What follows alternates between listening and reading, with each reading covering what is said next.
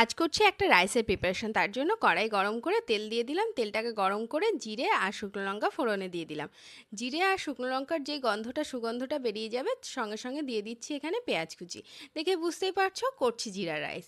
হ্যাঁ, খুব ঝটপট করে এই রাইসের প্রিপারেশনটা কিন্তু হয়ে যায়। বাড়িতে অতিথি আসলে কিন্তু এরকম একটা রাইসের প্রিপারেশন তোমরা করতেই পারো।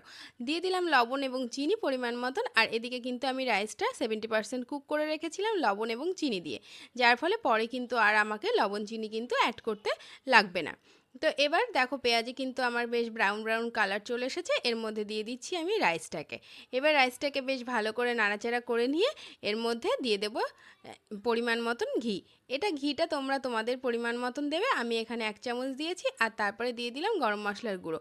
এবার বেশ ভালো করে নাড়াচাড়া করে নিয়ে সামান্য একটুখানি কাঁচা লঙ্কার কুচি দিলাম, এটা গন্ধের জন্য। এটা অবশ্যই অপশনাল। তো কেমন লাগলো অবশ্যই জানিও কমেন্ট বক্সে। টাটা।